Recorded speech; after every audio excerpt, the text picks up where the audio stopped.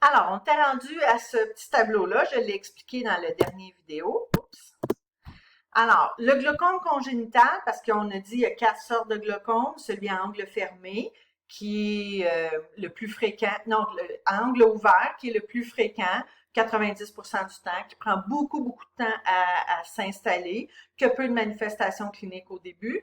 Celui à angle fermé, qui est plus dangereux, qui est moins fréquent, 10%, qui est un peu plus dangereux parce qu'il risque de causer des crises beaucoup plus facilement puisque l'angle est fermé, qui est plus fréquent chez les madames, qui est plus fréquent chez les gens de race asiatique à cause de la forme de l'oreille et qui peut causer des crises de glaucome. Le glaucome congénital, c'est le glaucome que l'enfant est né avec. La plupart du temps, ça touche les 2 yeux.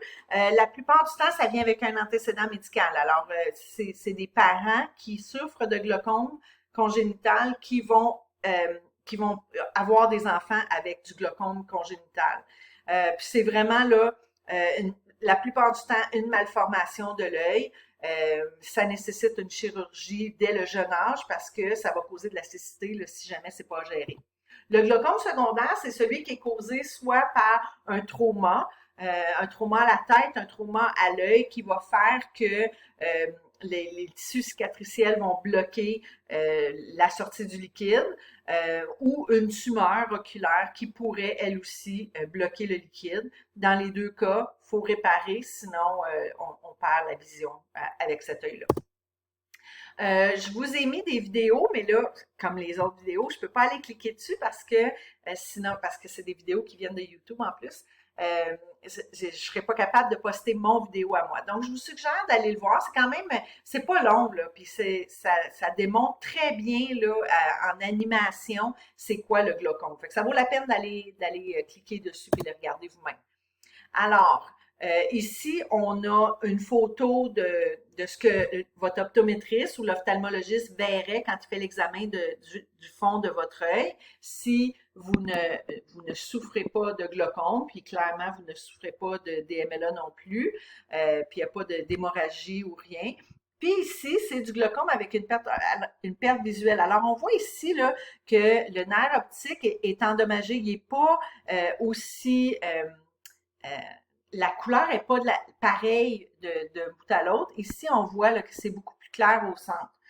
C'est pas quelque chose que l'infirmière va avoir à examiner. C'est juste, je vous le montre là, pour que vous sachiez qu'est-ce que ça aurait de l'air si vous regardez dans le fond de l'œil de votre patient.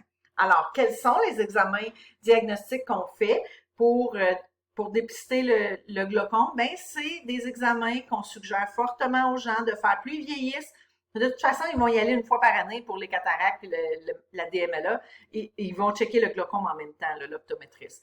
Mais on considère qu'après 65 ans, c'est aux 2 ans. Mais de toute façon, tu y vas déjà une fois par année après 50 ans. Fait que tu es en voiture.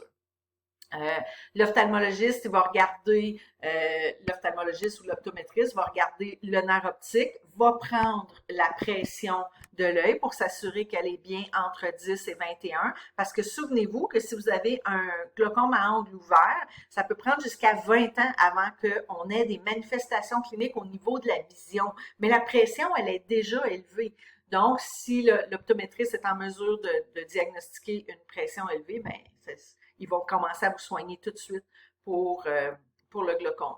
La gonioscopie, c'est vraiment, ils vont aller visualiser à l'intérieur de là, je ne sais pas comment ils font, là, mais voir si le liquide s'échappe bien, où est-ce qu'il est supposé s'échapper, au trabeculum puis au canal de Schnell.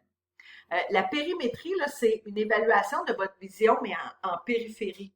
Donc, est-ce que vous avez de la perte de vision au niveau périphérique ou non? Alors, encore là, une image de ce qu'un patient avec le glaucome verrait. Ici, ça serait au début de la maladie, pas de manifestation clinique. Ah, la maladie est un peu avancée parce qu'on commence à perdre un peu de vision périphérique et la vision au travers d'une paille, comme je vous ai expliqué, à la fin, on voit clairement au centre, mais on voit pas rien autour. Fait qu'imaginez quelqu'un qui fait du glaucome et de la DMLA, ben là, il n'y aurait rien.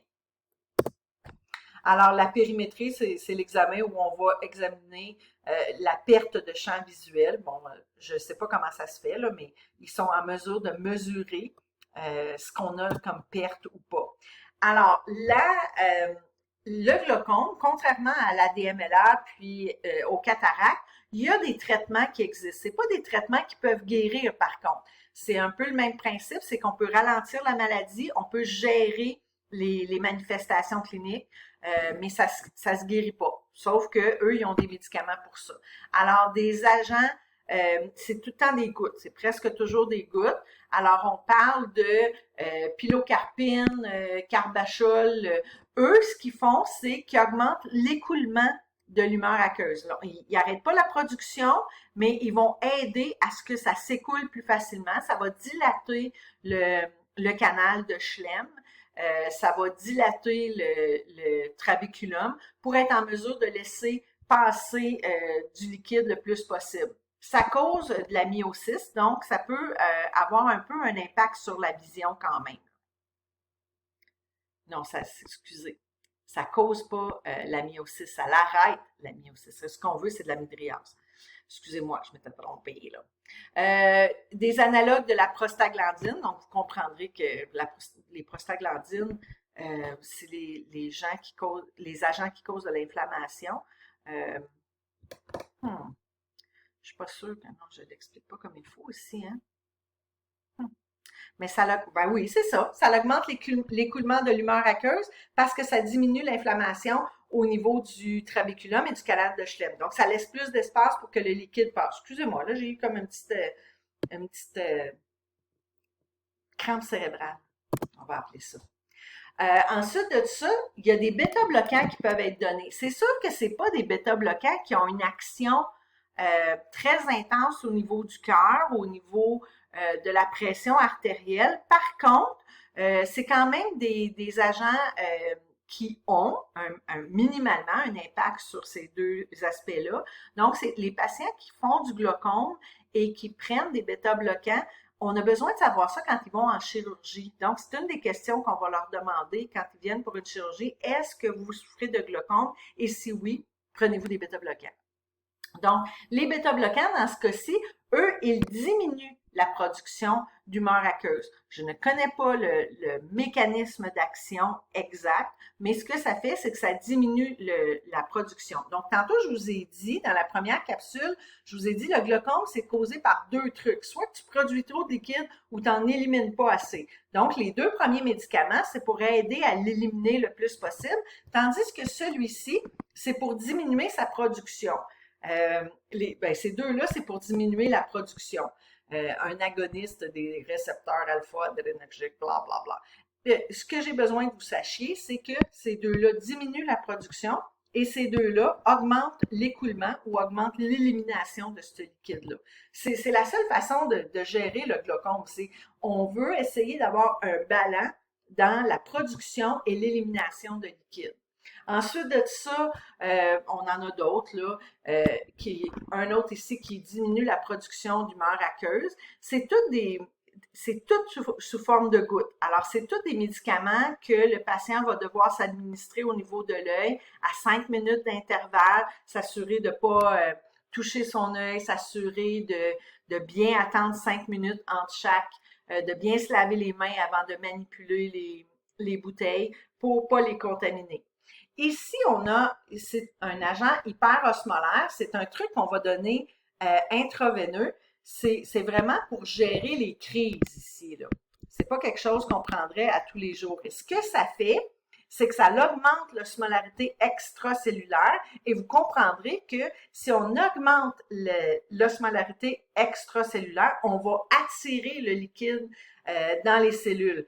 Donc, entre autres, le liquide qu'il y aura dans la chambre antérieure de l'œil sera réabsorbé par les cellules. Et ça va diminuer rapidement le niveau de pression au niveau de l'œil. Vous comprendrez que c'est pas le genre de truc qu'on se donne à la maison. Là. On utilise ça vraiment dans les cas de crise. Ensuite de ça, il y a aussi des chirurgies pour le glaucome. Alors, ce qu'on va faire, c'est soit aller créer une ouverture pour que le liquide s'élimine mieux. Alors, une iridotomie ou une iridectomie, dans le fond, une iridotomie, c'est qu'on fait un trou. Une iridectomie, c'est qu'on enlève une partie de l'iris. On fait un plus gros trou pour laisser passer le liquide pour qu'il puisse s'éliminer mieux. Alors, ça aurait l'air de tout ça.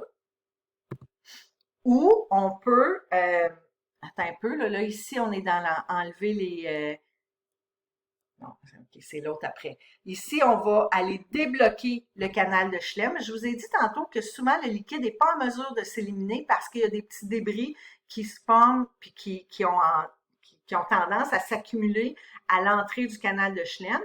Alors, on va aller enlever ces petits dépôts-là. On peut le faire soit avec un laser, on brûle avec le laser, puis en même temps, on agrandit. C'est des trucs qui sont bons pour quand on a une crise, puis ça va régler le problème à court terme, mais il va falloir régler mieux que ça le problème. On peut, quand on fait ce genre de procédure-là, installer un implant. Donc, on peut faire une trabiculectomie, ça veut dire enlever une partie du trabiculum pour, en fin de compte, avoir une plus grosse ouverture, puis pour que le liquide soit en mesure de s'éliminer plus facilement. Puis si c'est une procédure on a fait souvent à un patient, ce qu'on va faire, c'est qu'on va installer un implant. Je ne sais pas si j'ai gardé la photo, j'espère que oui. Mais l'implant, lui, va rester dans l'œil, puis il va empêcher que le trabiculum se referme. Ah ben oui, elle est là. Alors, là, ça a l'air gros, là. Mais imaginez, ça va dans l'iris de l'œil. Donc, c'est minuscule. C'est de valeur qui n'est pas mis un petit quelque chose à côté pour qu'on voit la perspective là, de la grosseur de ce machin truc-là. Ensuite de ça, ah oui, ça, c'est l'autre. Cyclophotocoagulable, blablabla, au laser. Dans le fond, ici, ce qu'on fait, c'est qu'on enlève ou on détruit une partie du corps ciliaire. Donc, si je dis, il faut avoir un équilibre entre la production et l'élimination, si c'est pas l'élimination le problème, notre trabiculum, il fonctionne bien, il n'y a pas de débris dedans, clairement, c'est parce qu'on produit trop de ce liquide-là. Donc, si on enlève une partie du corps ciliaire, on va en produire moins et la pression va être mieux gérée. Ensuite de ça, là, je vous mets là, après la chirurgie oculaire, la diapositive, après la chirurgie oculaire, qu'est-ce qu'il faut faire, qu'est-ce qu'il faut surveiller. Là, je ne vais pas tout vous la lire, mais c'est un peu la même.